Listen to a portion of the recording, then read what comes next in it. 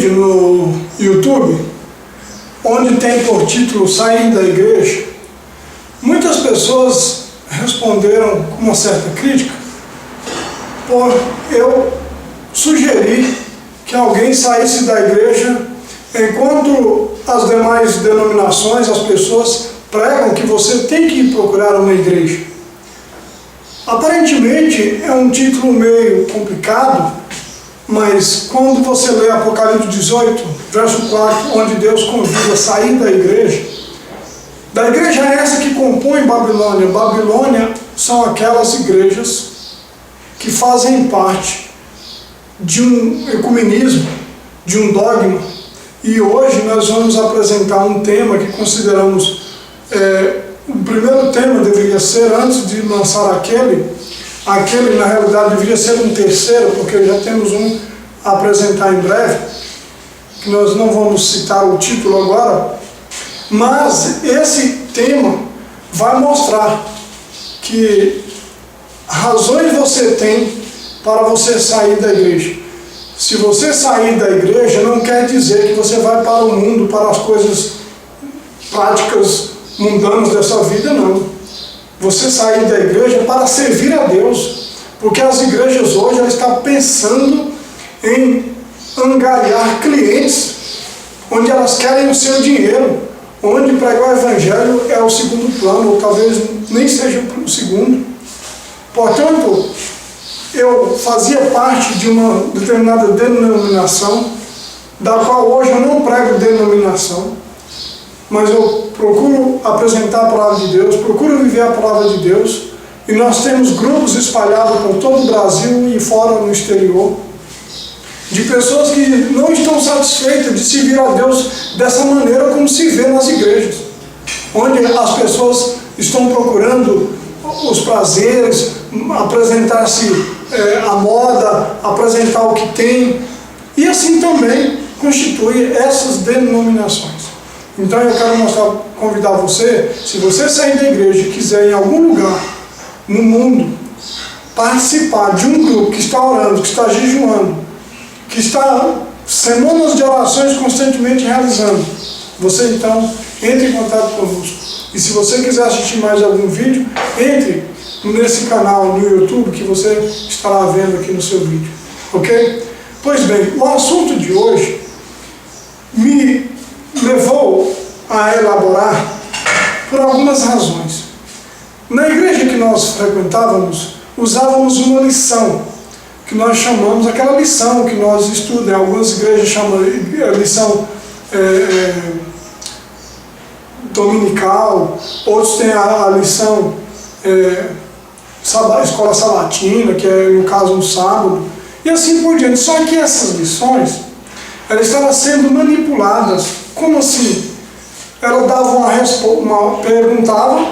ela perguntava, ela mesmo dava a resposta, não na Bíblia. Na Bíblia tinha a resposta, poderia ir somente pela Bíblia, mas o autor então dava uma resposta inadequada. Exemplo, lição 1, pergunta 1, de um estudo chamado A Bíblia Ensina, ela dizia: quantos deuses há? E a Bíblia diz: há um só Deus, o Pai de todos, etc. Lá em Efésios. Porém, a pessoa explica que, embora a Bíblia diz que há um só Deus, são 3 pessoas que compõem um Deus. E aí então já começamos a ficar preocupados, e hoje existem pessoas que não sabem explicar a Trindade. Então, nós vamos mostrar pela Bíblia, para instigar você a pesquisar mais a Bíblia, que através das versões é possível que você está sendo enganado, iludido, confundido, tá? E eu tenho recebido ligações de diversas pessoas que alegam que uma determinada lição dessa, onde tem que enfatizar o Deus triuno, tem causado dúvida nos irmãos, e alguns me ligam para aqui por esclarecer. Eu não sou dono da razão, mas a gente tem estudado em família por não atender mais essa lição, e nós estudamos um capítulo da Bíblia todos os dias. Então nós temos um culto de manhã, um culto à tarde ou à noite, todos os dias. E nós preferimos estudar um capítulo da Bíblia. Por quê?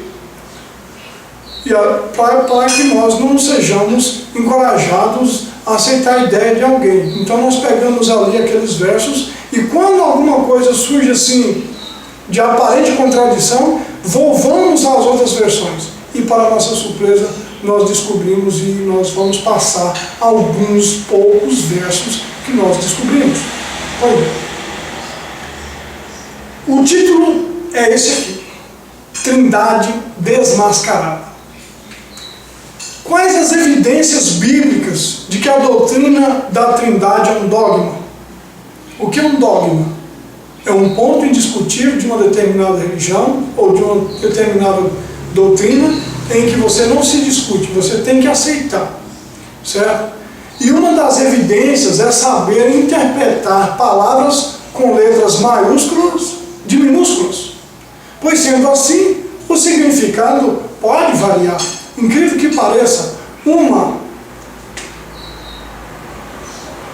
um entendimento sobre maiúsculo e minúsculo, talvez você nunca se atentou para isso, mas pode estar formulando sim uma doutrina. Então, por que nós escrevemos, por exemplo, a palavra Deus maiúscula, o nosso Deus, o Pai Todo-Poderoso? Por quê? Primeiramente, escrever nomes próprios, iniciando com letras maiúsculas, é uma regra gramatical respeitada também aqui no Brasil. Assim como é a regra de não conjugar verbos impessoais, tais como chover, gear, trovejar. Porém, até que não se mude essa regra, nós precisamos estar inserido nesse contexto. Caso contrário, os mestres da língua portuguesa acharão que eu me esqueci da regra básica ensinada lá desde o primário. Você pergunta, o que eu me quis dizer? O que eu quero dizer é o seguinte, que o objetivo desse tema não é excluir a pessoa do Filho de Deus, de excluir o poder e a autoridade a ele confiada, como ele mesmo diz, que ao Pai me confiou todo julgamento, o Pai deu o direito de perdoar pecado, o Pai o fez Senhor e Cristo, o Pai me deu autoridade no céu e na terra. Por que no céu também? Porque ele não tinha essa autoridade a ele confiada.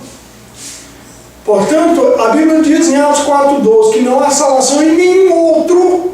O que você entende disso? Nenhum outro entre os quais importa que sejamos salvos.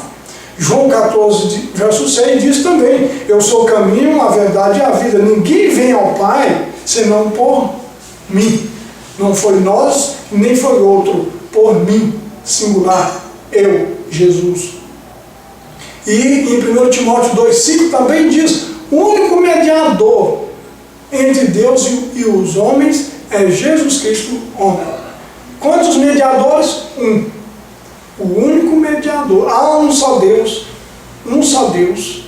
e um só mediador entre Deus e os homens, Jesus Cristo, homem. Algumas vezes alguém diz que Jesus diz que o Pai é maior do que ele. E alguém diz, quando ele esteve aqui na terra como humano, ele era inferior ao Pai. Ele ainda é no céu com a glória que ele já recebeu do Pai. Sabe qual é a prova disso? É que ele hoje está intercedendo, ele está intermediando, ele é o nosso advogado, ele está, portanto, abaixo do Pai. E quando nós oramos ao Pai, em nome de Jesus, porque ele intercede.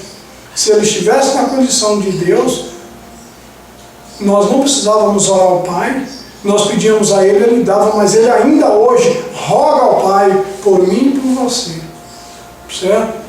Nós não temos um outro intercessor. Jesus disse que estaria conosco todos os dias até a consumação do século. O que é, ou quem é o Espírito Santo então? Primeiro nós precisamos saber o significado desta palavra, Espírito. Não encontrei uma fonte de informação que ela pudesse ter um significado diferente dessa mesma palavra. A única coisa diferente que eu notei era a questão de minúsculo e maiúsculo, mas isso nas nossas versões em português, quando há uma divergência de versões que é apresentada em algum ponto maiúsculo, no outro mesmo verso, em outra versão, em minúsculo.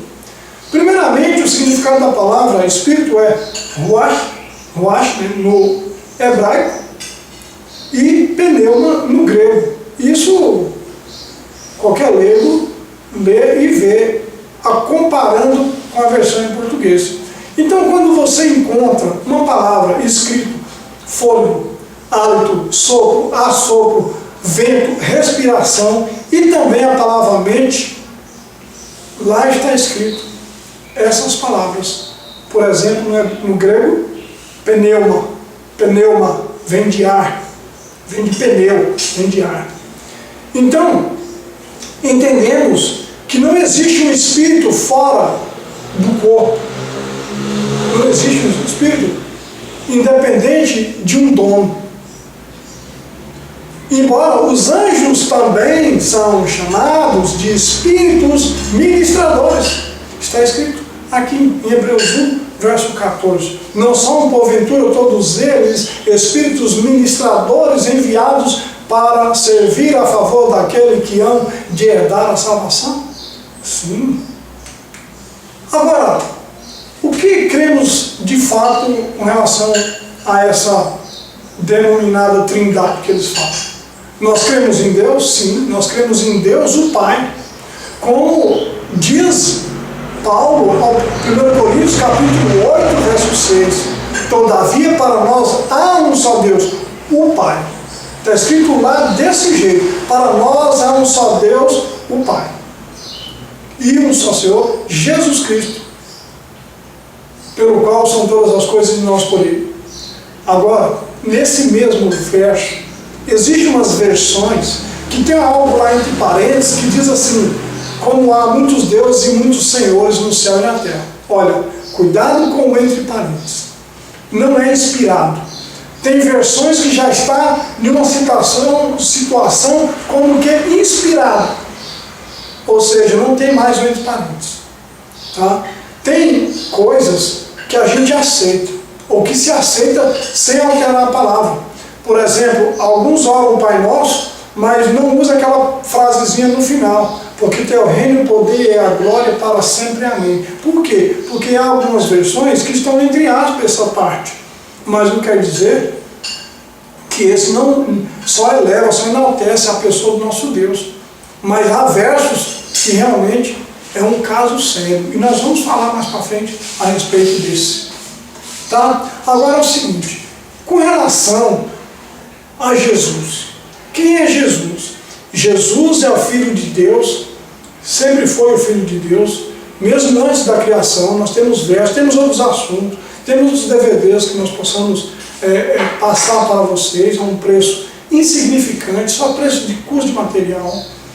Portanto, nós queremos apresentar que Jesus é o Filho de Deus, que recebeu do Pai poder e autoridade no céu e na terra. Aqui está a evidência, né, de que se ele recebeu é porque ele não tinha. Mas esse poder e autoridade que ele recebeu do Pai, diz lá em 1 Coríntios, capítulo 15, verso 24 a 28, o seguinte: depois virá o fim, quando tiver entregado o reino a Deus, ao Pai, e quando houver aniquilado todo o império, toda potestade e força. Porque convém que reine até que haja posto a todos os inimigos debaixo de seus pés. Ora, o último inimigo que há de ser aniquilado é a morte, porque todas as coisas sujeitou debaixo de seus pés. Mas quando diz que todas as coisas lhe estão sujeitas, claro que se excetua aquele que lhe sujeitou todas as coisas, ou seja, Deus. Verso 28.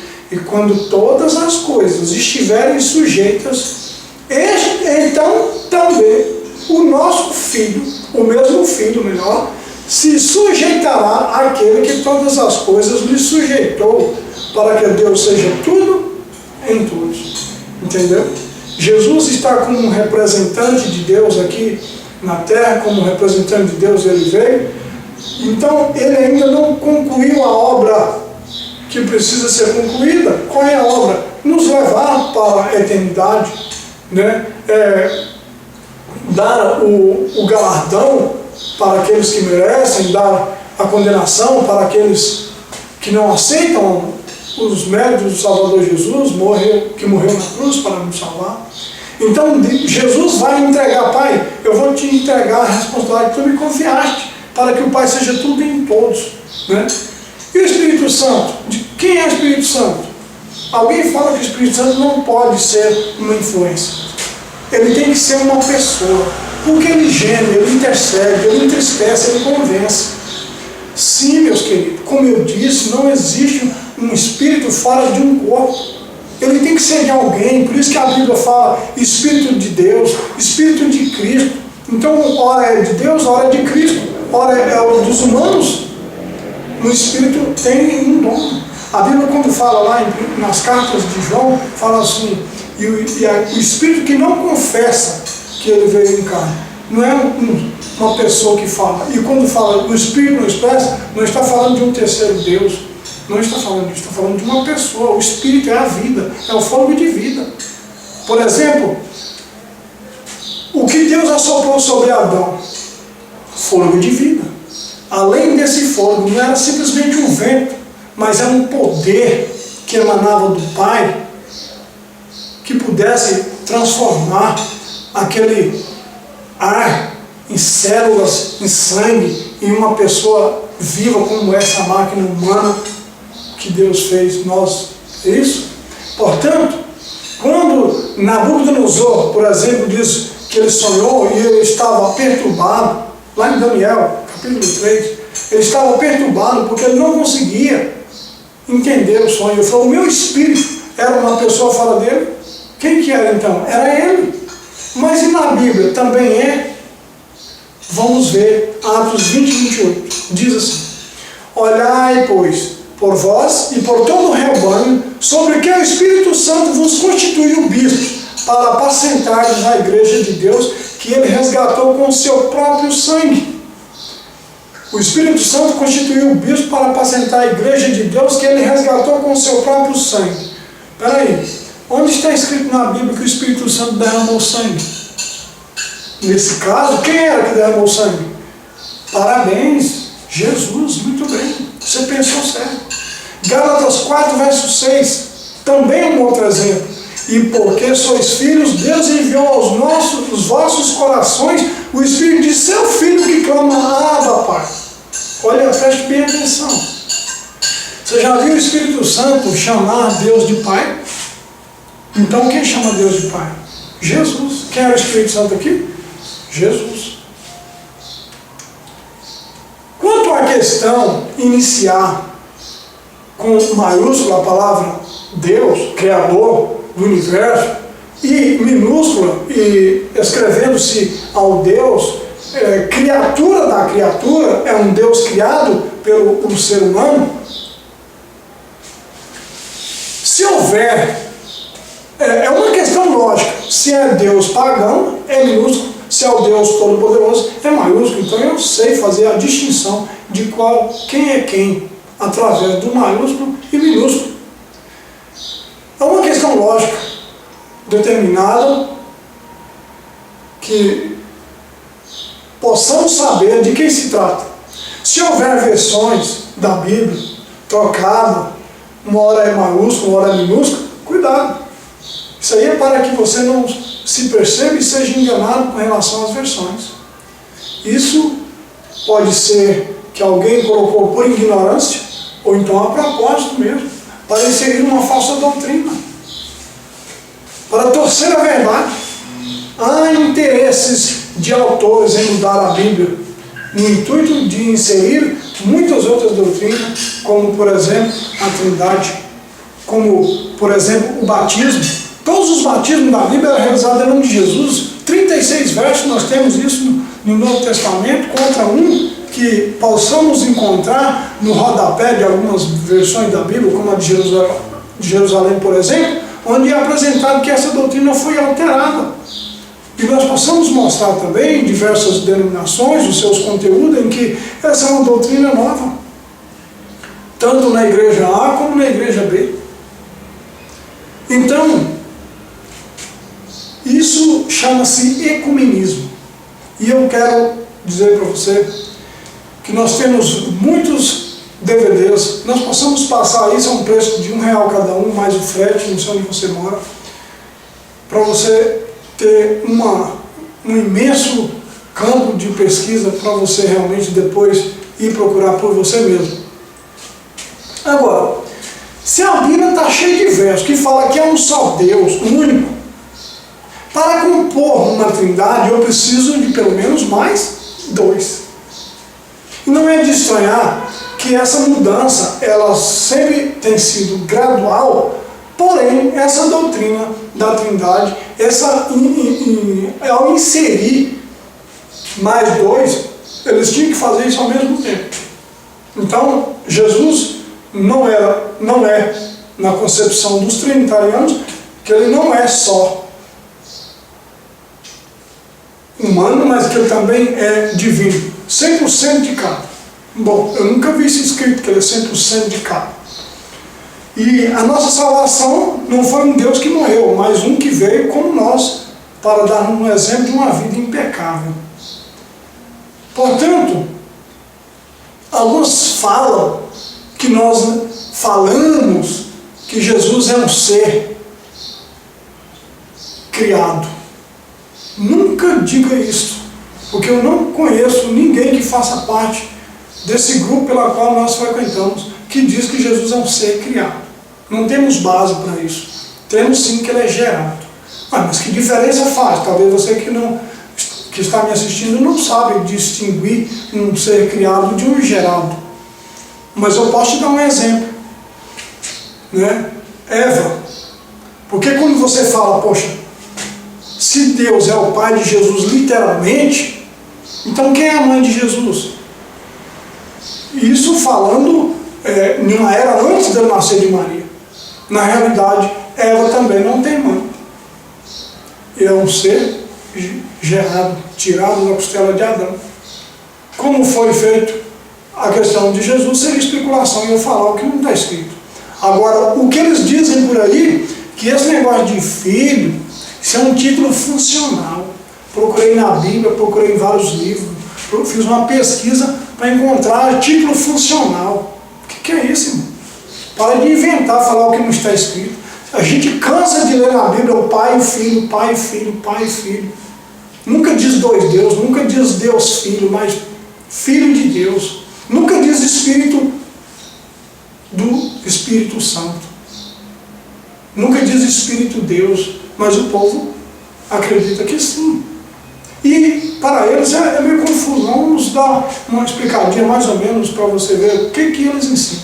Porém, se você crê que Deus é um só e a Bíblia diz e confirma nenhum outro, único, etc., aí eu falo, poxa, a princípio foi isso comigo que aconteceu. Eu não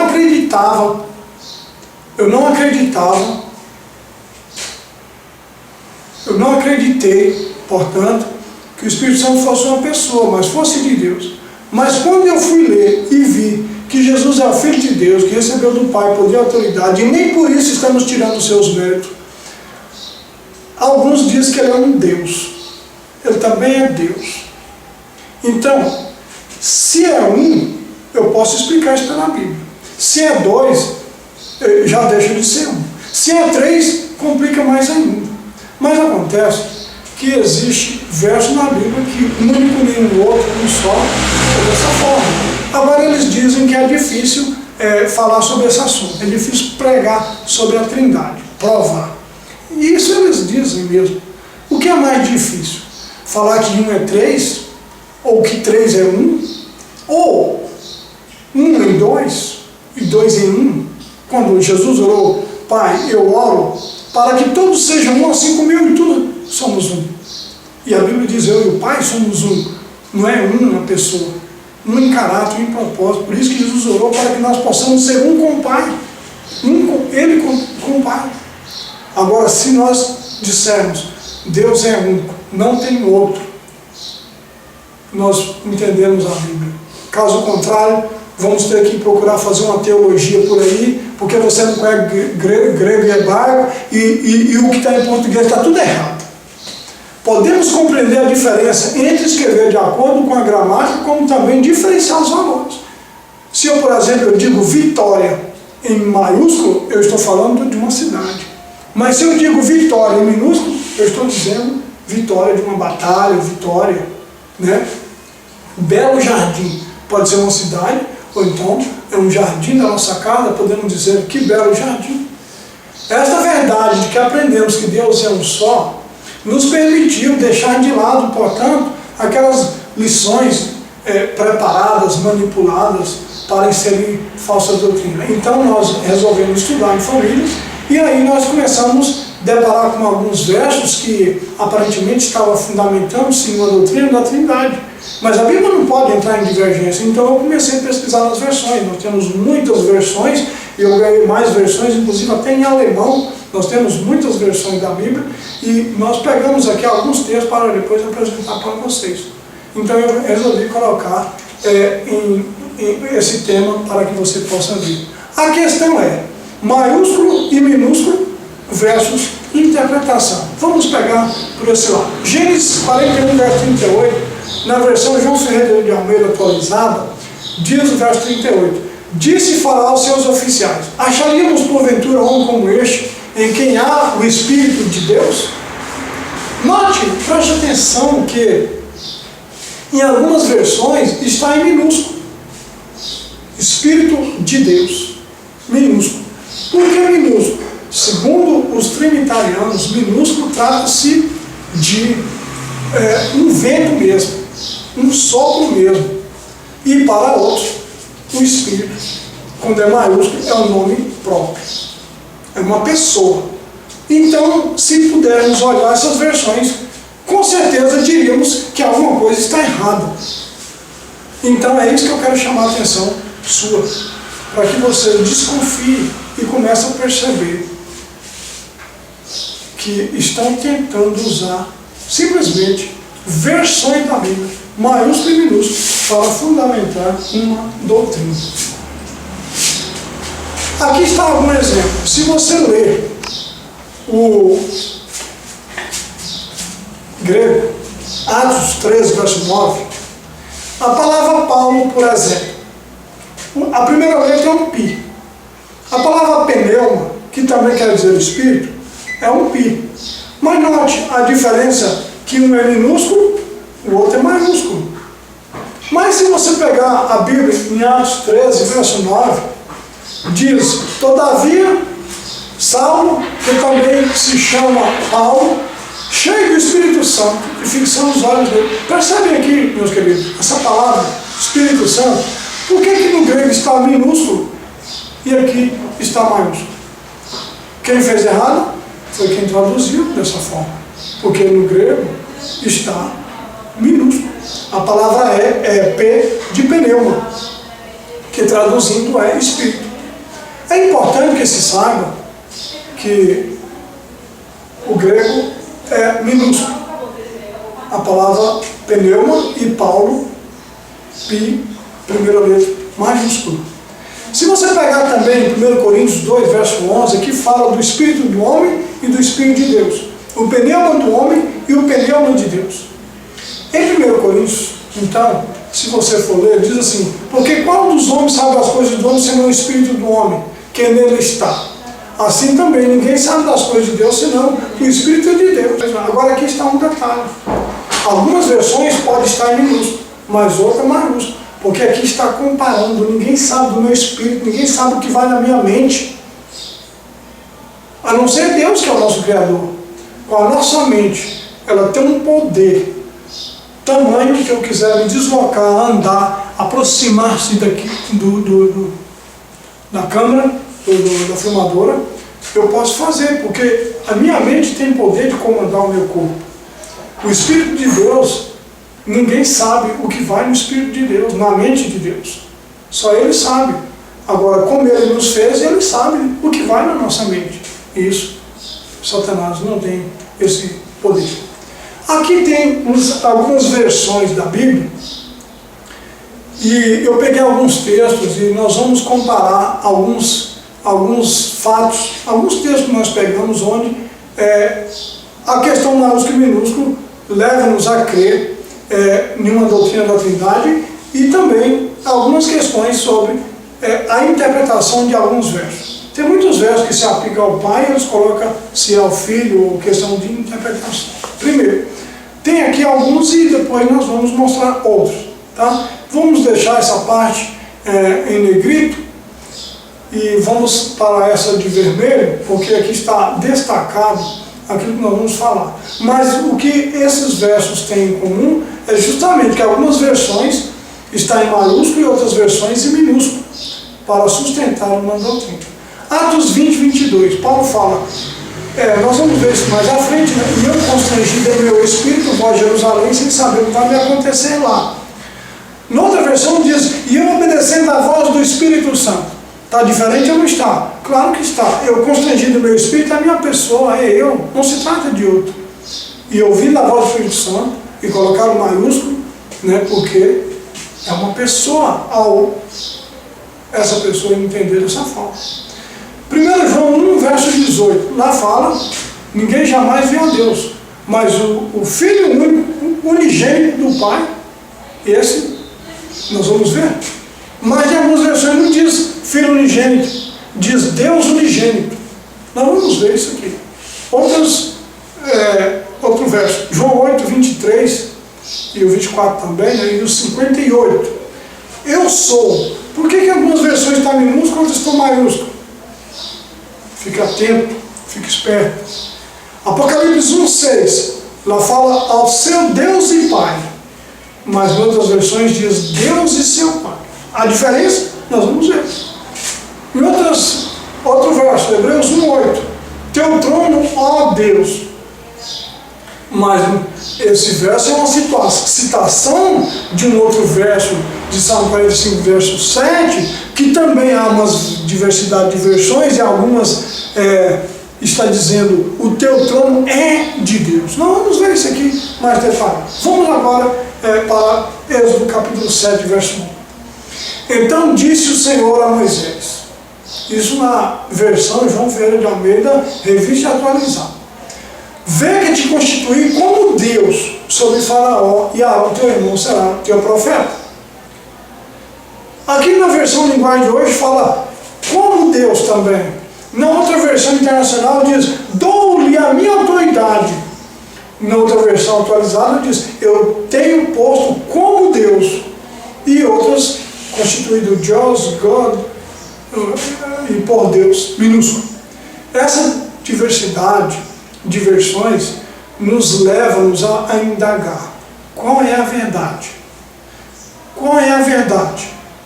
Irmãos, quem lê entenda. Por isso que eu não estou preocupado mais qual é a versão correta, que nós vamos falar sobre isso. Eu estou mais preocupado se eu estou buscando a Deus para que Deus me revele essas coisas. Não adianta nada você sair da igreja, não adianta você criar rebelar se você não estiver em comunhão com Deus, buscando a Deus em oração, testemunho, vivendo. E eu tenho um privilégio hoje de colocar ao alcance de todos esse material que a gente tem preparado. Portanto, meus queridos, Deus falou, eu te constituo como Deus.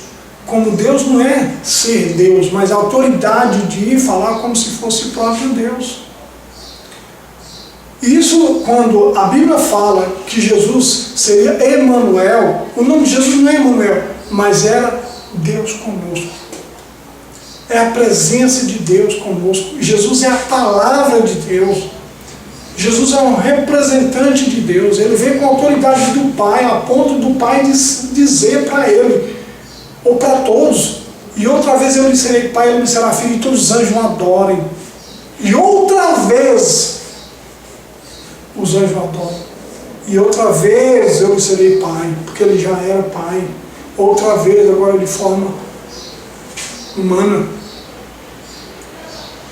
Agora vamos aqui a fazer a seguinte indagação. Qual a versão correta? Se alguns falam Deus maiúsculo, outros Deus minúsculo. Olha,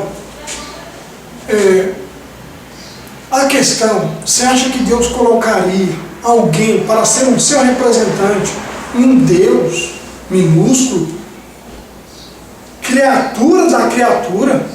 Com certeza não, porque Deus não dá nenhuma aprovação para alguém que se denomina Deus ou um Deus pagão, um Deus criatura da criatura. Portanto, irmão, essas versões não está minúsculo, está errado. Você só vai saber disso quando você começar a ler, quando você deixar de lado essa doutrina pagã chamada Trindade. Vai no dicionário Aurélio, por exemplo, e vê o que quer dizer essa palavra, Trindade. Coisa pagã. Como saber, então, qual é a versão correta? Nós vamos falar sobre isso. Aqui nós temos alguns exemplos sobre a palavra Elohim. Porque essa palavra, alguns dizem que ela é um plural de mais de dois. Por que não pode ser dois? Porque nós entendemos, como hebreu, como Deuteronômio, que fala que há um só Deus. Aqui Deus está falando Deus, essa é a mesma palavra Elohim que é escrita aqui para Moisés. E Moisés era Deus? Não era. E ele não era uma composição de três. E lá usa a mesma palavra. Agora, nós temos aqui alguns exemplos, né? Tem vários sinônimos, né, sobre a questão Elohim, tem a numeração e etc. Elohim, designando o verdadeiro e único Deus, não indica uma pluralidade de deuses ou pluralidade de pessoas numa substância. Isso é politeísmo, triteísmo ou trinitarianismo. Quando nós colocamos mais de um Deus, nós estamos aderindo a um politeísmo. Agora, eles não dizem que existe três deuses, eles falam que existe um Deus que compõe três pessoas. Não, isso é meio complicado. Nós vamos adentrar no assunto. Elohim denota majestade, excelência, superioridade, refere-se à infinita plenitude de Deus, ilimitada, é grandeza, é isso que quer dizer. Não adianta você falar que não é, porque isso foi atribuído a Moisés, poder, autoridade. Por falar em poder, Eliseu chegou para Deus e falou: Senhor, dá-me a porção dobrada do espírito de Elias. Se o espírito de Elias era o fôlego de vida, Elias ia ter que pagar a sua vida e não ficar devendo, não é isso? Se fosse interpretado dessa forma, seria. Era o espírito, o poder de Deus que ele pediu para Elias. Se a sua versão não tiver minúsculo, está pedindo o fôlego de vida de Elias. Se estiver em maiúsculo, está pedindo o Deus de Elias. Mas existe um Deus de uma porção dobrada? É poder, irmão. Por que poder? Porque Elias fez 7 milagres, Eliseu fez 14. Recebeu ou não recebeu a porção dobrada? Em algumas versões diz: eu quero uma porção dobrada desse poder. Ele está pedindo uma porção dobrada de pessoas.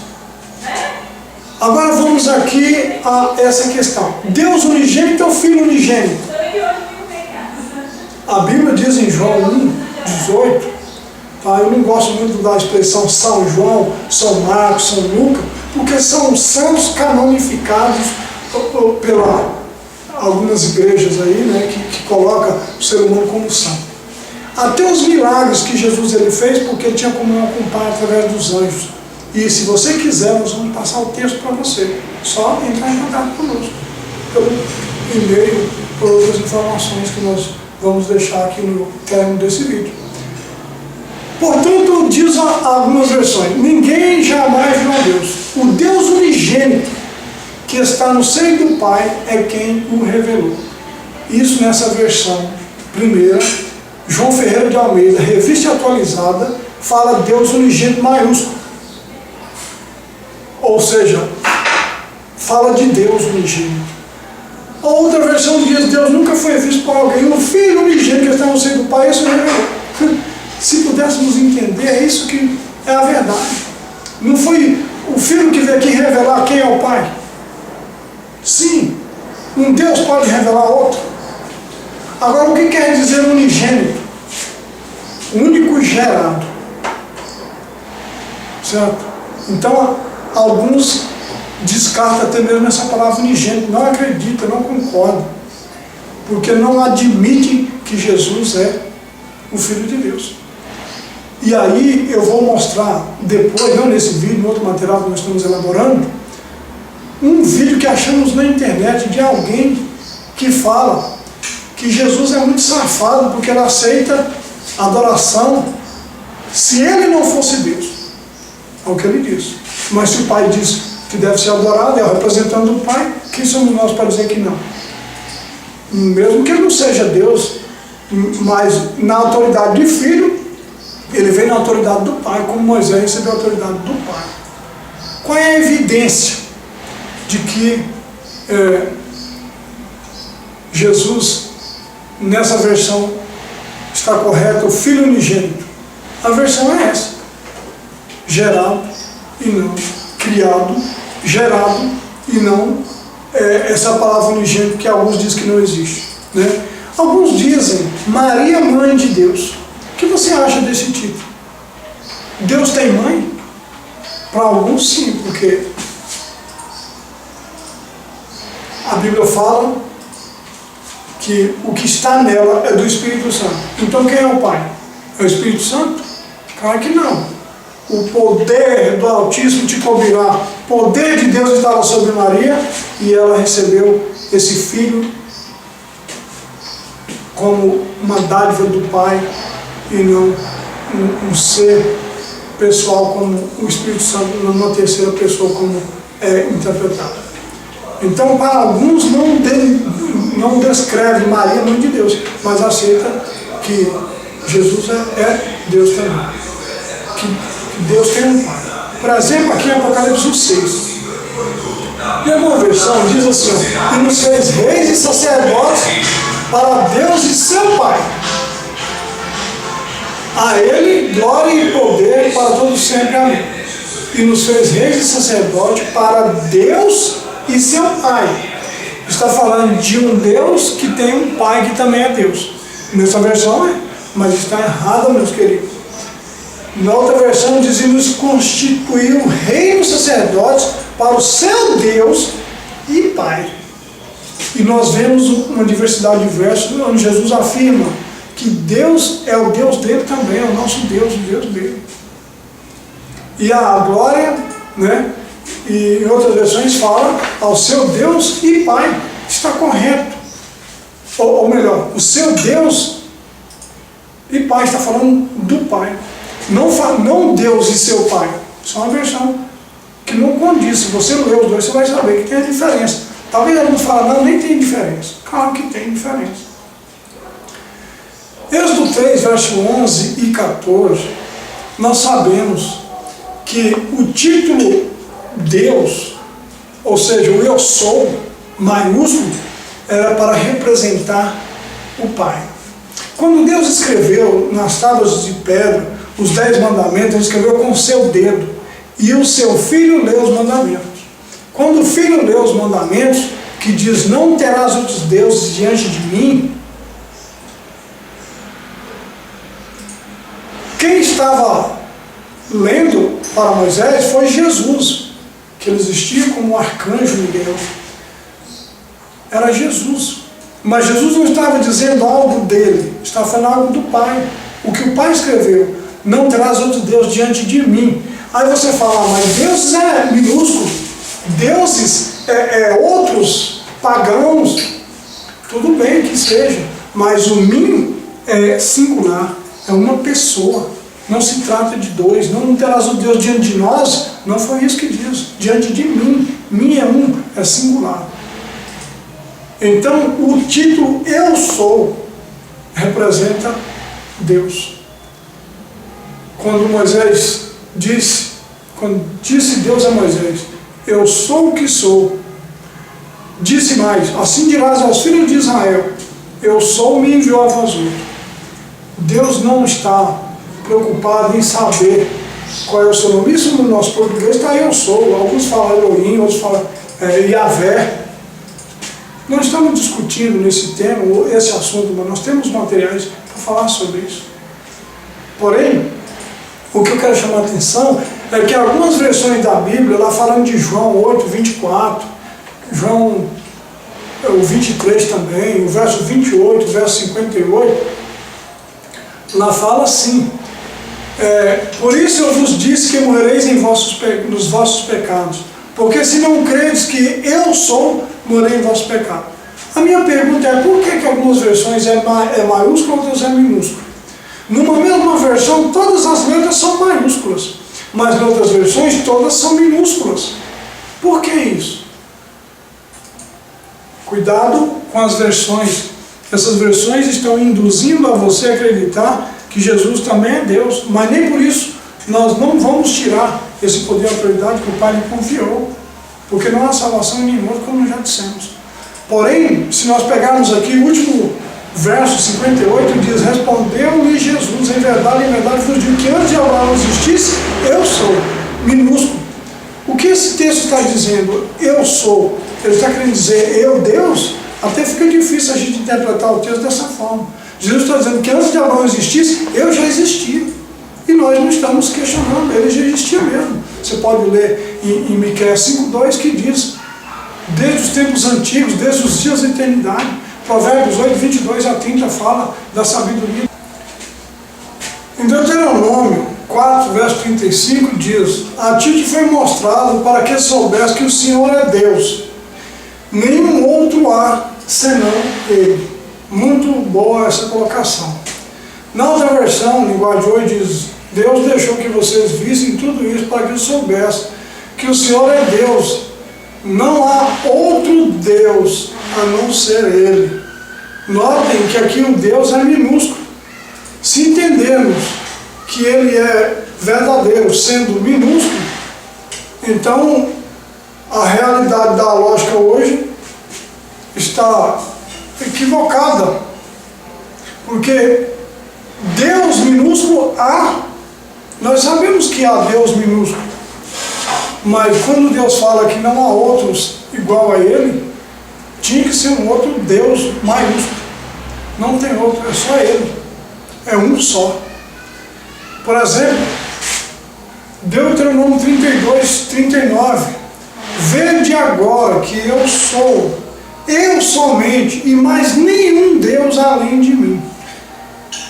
Se ficarmos por aqui, nós pegamos outra versão que diz: veja agora que eu sou o único, eu mesmo.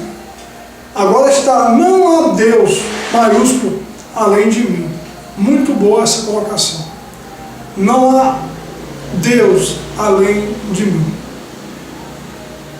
Mim, tá? Não diz nós, mim. Vede que eu sou, vede que sou eu só. Isso aqui não é inspirado, verdadeiro Deus. E que não há outro Deus fora de mim. Maiúsculo também, edições lindas. Isaías 43:10 diz: vós sois as minhas testemunhas, diz o Senhor, o meu servo aqui escolhi, para que saibais e me criais e entendais que eu sou eu mesmo. E que antes de mim, Deus nenhum se formou, e depois de mim, nenhum haverá. Depois de mim, nenhum haverá. Então Deus está falando, Deus maiúsculo, Deus não está dizendo um Deus minúsculo, não. Porque minúsculo há, então não faz parte desse verso. Agora, interessante que na versão João Ferreira de Almeida atualizada, diz maiúsculo: antes de mim, Deus maiúsculo, nenhum se formou, e depois de mim, nenhum haverá. Corretíssimo. Depois, Deus é um só. Nem antes e nenhum depois. E não esqueça, também está no primeiro mandamento: mim é um só. Não há composição de três. Hebreus 1:8: mas acerca do Filho, teu trono, ó Deus, é para todo sempre cetro de equidade, e o cetro do seu reino. Esse verso é uma citação de Salmo 45, versos 6 e 7, onde é apresentado que o teu trono, ó Deus, diz assim na alguma versão, é para todo sempre cetro de equidade, cetro do seu reino. Aqui, se lermos, vamos entender que Jesus é Deus. Embora Moisés também recebeu o título de Deus, aqui mostra que Jesus é Deus. Porém, vamos ver outras versões, meu querido. meu amigo, o reino que Deus lhe deu vai durar para sempre. Ó rei, governas o teu povo com justiça. Agora, o verso 7 diz: ama o bem e odeia o mal. Foi por isso que Deus, o seu Deus, o escolheu e deu mais felicidade ao Senhor do que qualquer outro rei. O seu Deus, Deus o Pai é o Deus de Jesus. Está escrito em vários versos. A versão de Jerusalém diz: o teu trono é de Deus. Não diz o teu trono, ó Deus. Por que essa diferença? A diferença é justamente para inserir uma trindade. Que Deus é uma composição de três. E aí eles estão forçando a esse verso, com esse verso, de que Jesus também é Deus. Agora eu pergunto, está falando do trono de quem? Do Pai. Só para nós termos uma ideia, a evidência bíblica é que Jesus, quando venceu, ele subiu ao céu. Onde ele se assentou? No trono do Pai. Assentei no trono com o meu Pai, do lado direito. Ao vencer, diz Apocalipse 10:21, dar-lhe-ei, ou lhe concederei, que se assente comigo no meu trono, assim como eu venci e me assentei com meu Pai no seu trono. Certo?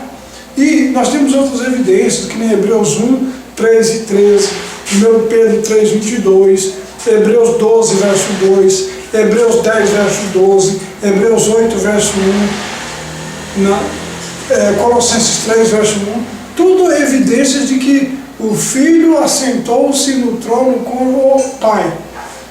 Certo? Ele venceu e assentou com o Pai em seu trono. Certo?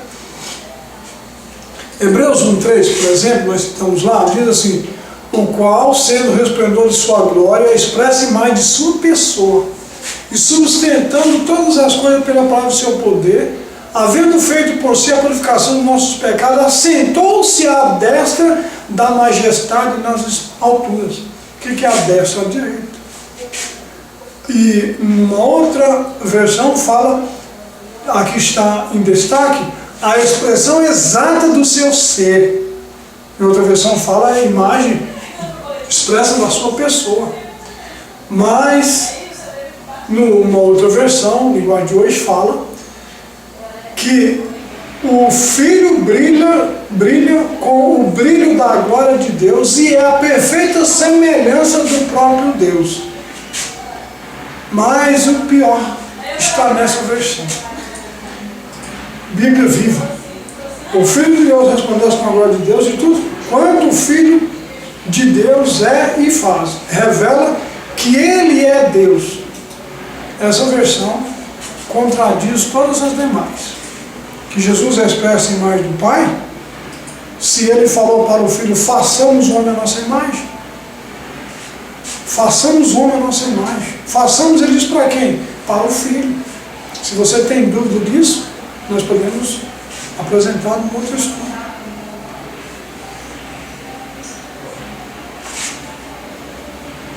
Aqui está as mudanças. Vamos repetir aquilo que nós lemos. Que quando Deus confiou em seu Filho para que ele agisse, para que ele cumprisse seu propósito, era uma limitação por questão de tempo. Quando o Filho vencer, colocar a mão debaixo de seus pés, ele entrega tudo para que o Pai seja tudo em todos. Né? Então, a autoridade que o Pai confiou ao Filho vai ser devolvida. Atos 20, 22. Em uma versão, Paulo diz, ou aliás, dizem que Paulo diz: e agora, constrangido em meu espírito, vou para Jerusalém, não sabendo o que ali me acontecerá. O que é constrangido em meu espírito? Constrangido em meu espírito, ele estava na pessoa dele constrangido. Mas uma outra versão diz assim: agora eu vou para Jerusalém, obedecendo ao Espírito Santo. Mudou ou não mudou? Está diferente ou não está? Qual é a intenção de alguém colocar isso? Introduzir uma falsa doutrina chamada Trindade. Agora, compelido pelo Espírito, diz o outro verso: eu estou indo para Jerusalém, sem saber o que me acontecerá. Aqui também está adulterado. Porque estava constrangido no espírito dele. Na outra versão final aqui diz: agora eis que eu constrangido no meu espírito, vou a Jerusalém não sabendo o que ali me acontecerá. 1 João 5,20. Esse texto é muito interessante. E o verso 11 também nós colocamos ali em destaque. E sabemos que já o Filho de Deus é vindo e nos deu entendimento para conhecermos o que é verdadeiro. Jesus veio a esse mundo para mostrar quem que é o verdadeiro. Deu entendimento para nós, para entender quem é o verdadeiro. Vamos ver o 11. E o testemunho é esse, que Deus deu a vida eterna. E esta vida está em seu Filho. Agora, se lermos João 17,3, diz assim, ó: e a vida eterna é esta, que te conheçam a ti só, por único Deus verdadeiro, e a Jesus Cristo, a quem enviaste. Se lermos um verso isoladamente, nós podemos interpretar ele da maneira que quisermos, mas nós temos, graças a Deus, uma infinidade de versos que o ser humano mexe aqui e esquece de mudar ali, porque a Bíblia é a palavra de Deus. Deus permite para que nós possamos ser investigadores, pesquisadores da palavra e não sermos enganados. E a vida eterna é essa, que conheça a ti só como o único Deus verdadeiro. Irmão, a vida eterna é conhecer o único Deus verdadeiro e a Jesus que foi enviado. O verso faz separação para você saber que Deus verdadeiro não é a composição de três. Você sabe o que eu ouvi alguém dizer? Vamos ver. Explique, por favor, a oração de João 17,3. Como harmonizar isso com a ideia da Trindade? E a vida eterna é esta: que eles conheçam a Ti, que és o único Deus verdadeiro, e conheças também Jesus Cristo, que enviastes ao mundo. Não fala nada do Espírito Santo. Agora, isso aqui é uma contradição quando a gente fala sobre a doutrina da Trindade, Deus Pai, Deus Filho e Deus Espírito Santo. Quando Cristo fala que a vida eterna é conhecer a Deus, o único Deus verdadeiro, é Jesus Cristo, Cristo não está dizendo que Deus o Pai é o único verdadeiro Deus. Por quê? Porque senão Cristo seria falso. Você percebeu a questão aqui? Se Cristo quisesse dizer que Deus é o único Deus verdadeiro em relação a Cristo, então Cristo é um Deus falso? É um Deus menor falso? Então não tem cabimento. Se você ler 1 João 5,20, aquela carta, João fala assim, que Cristo é o verdadeiro Deus e a vida eterna. Ele não está contradizendo João 17. Ele veio mostrar quem é o verdadeiro. Então o texto lá não está dizendo que ele, o verdadeiro lá, se trata de Jesus, se trata do Pai. E o verso aqui é enfático em fazer separação. Conhecer a Deus como o único Deus verdadeiro e a seu Filho a quem enviaste. Então conhecer ao Filho é importante. Agora,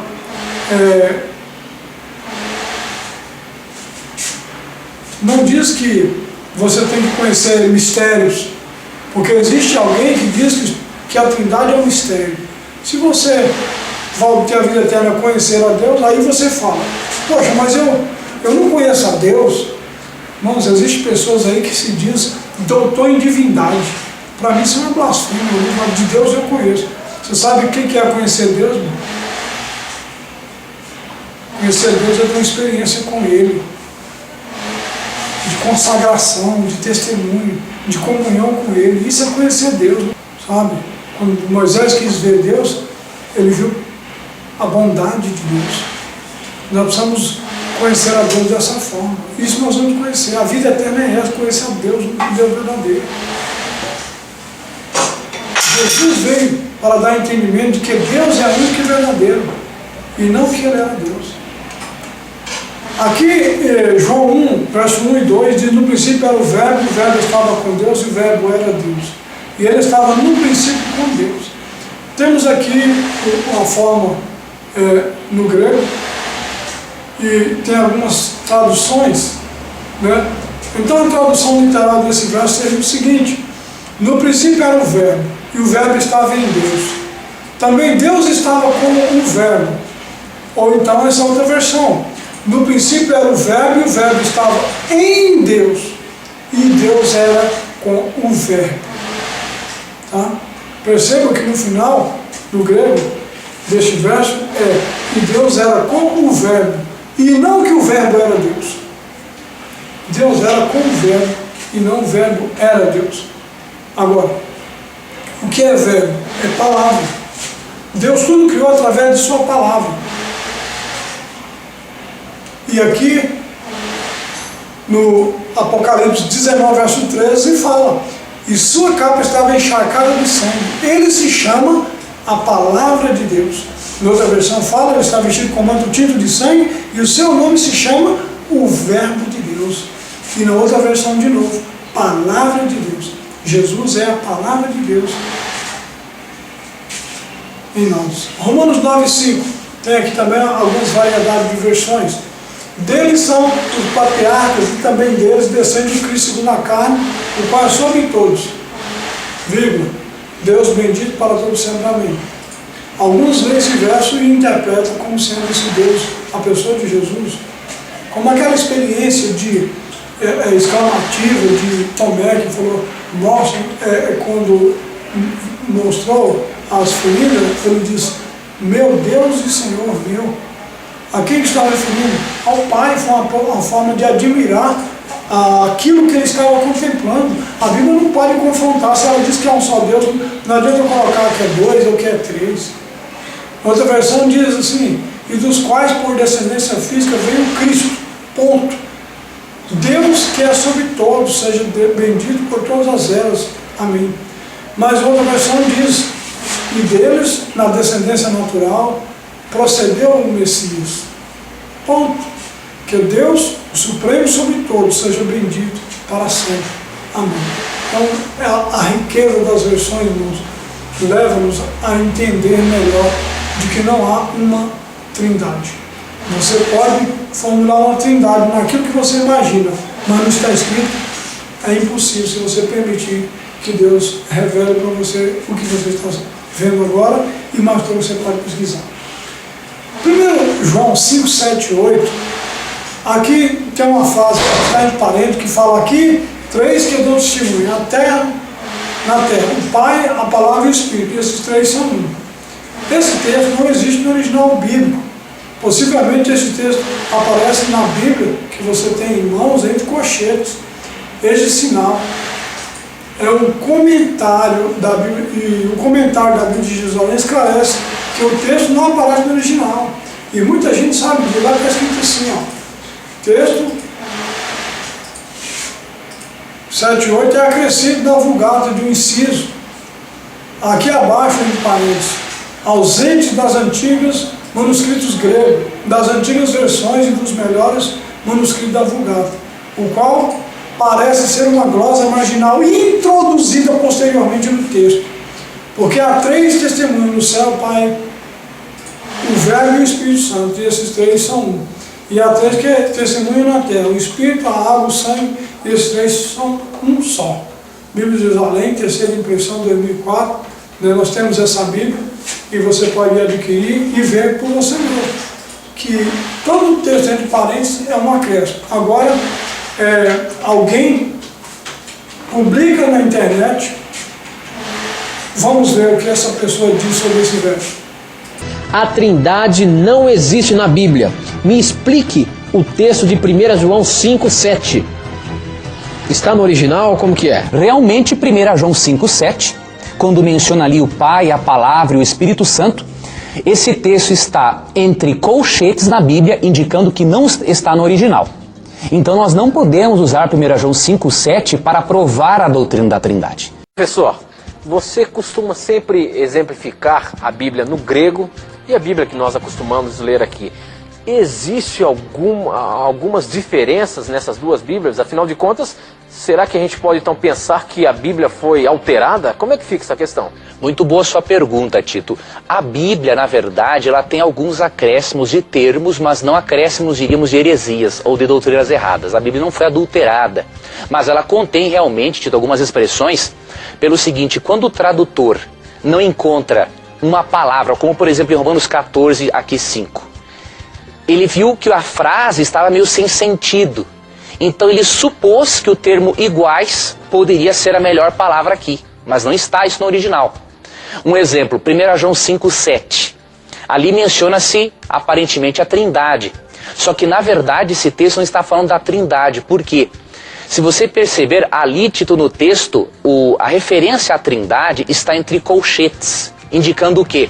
Que aquele comentário sobre a Trindade era uma espécie de uma notinha de rodapé que o copista havia feito no manuscrito, e o tradutor, por ver que aquilo era mesmo uma verdade bíblica, colocou junto com o texto, mas colocou entre colchetes, indicando o quê? Que não está no original, mas que é um comentário de um copista. Então a Bíblia tem acréscimos de alguns termos, de alguns comentários de copistas, mas não acréscimos de heresias e nem de doutrinas. Podemos ficar tranquilos quanto a isso.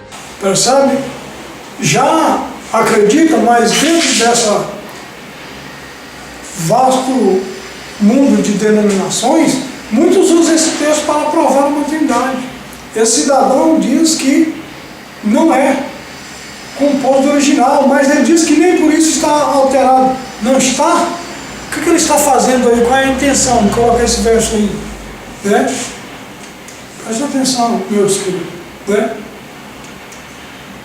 1 Timóteo 3,16, uma versão diz: evidentemente grande é o mistério da piedade, aquele que foi manifestado na carne, foi justificado em espírito, contemplado por anjos, pregado entre os gentios, crido no mundo, recebido na glória. De quem se fala? De Jesus, mas eu queria chamar a atenção para a parte que está ali em vermelho. Manifesto na carne. Na outra versão fala, manifestou em carne. Né? E no outro fala, ele se tornou um ser humano, foi aprovado pelo Espírito de Deus. Se tornou um ser humano. Mas essa versão internacional fala que Deus foi manifestado em corpo, justificado no Espírito. Já começa a fazer-se uma alteração. Na outra versão fala que Deus se manifestou em carne. Deus se manifestou em carne. Na realidade, são versões que nos denotam divergência. Porque manifestado na carne, quem que era o Filho de Deus, que na sua glorificação aniquilou-se, deixou de existir, não usurpou o ser igual a Deus. Né? Algumas versões falam, né, não colocamos aqui, mas algumas versões falam que ele sendo em forma de Deus.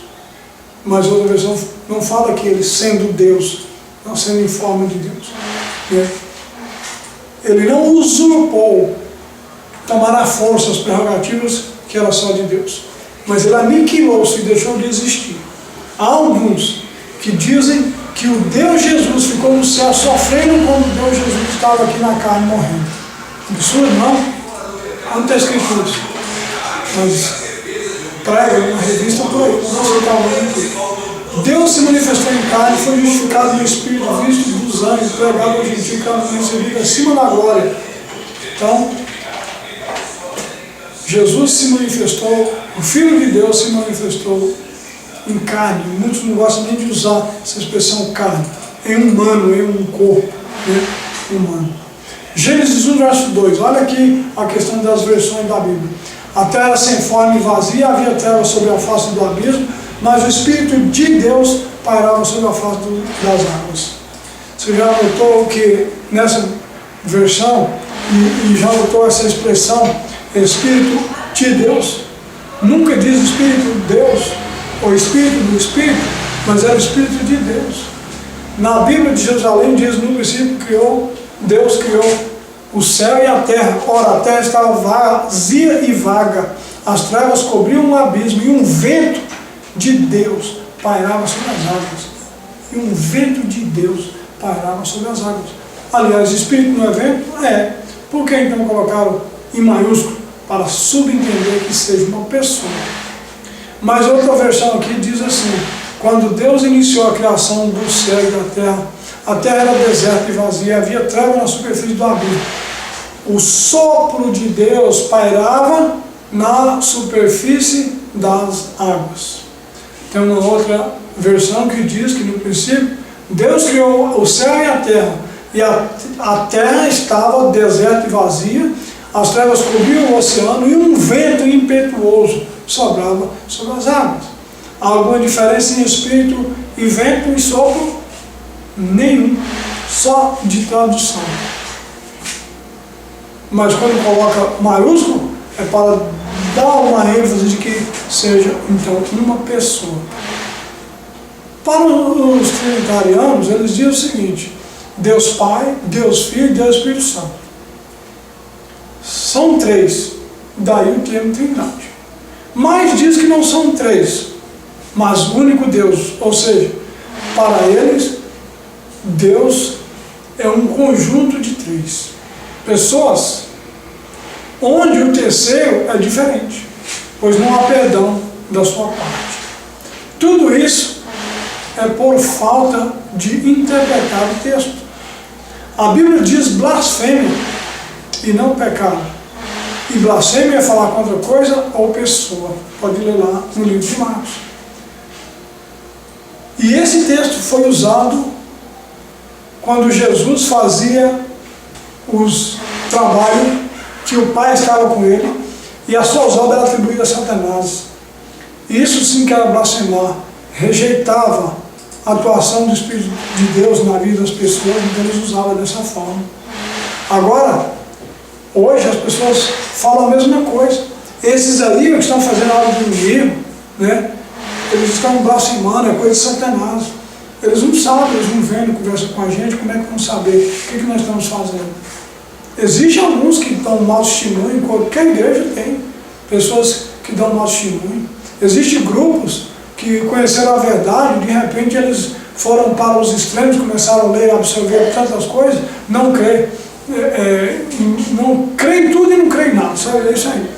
Resumindo, muitos não creem na Bíblia, outros creem no Alcorão, outros nem isso, outros na Torá, e assim por diante.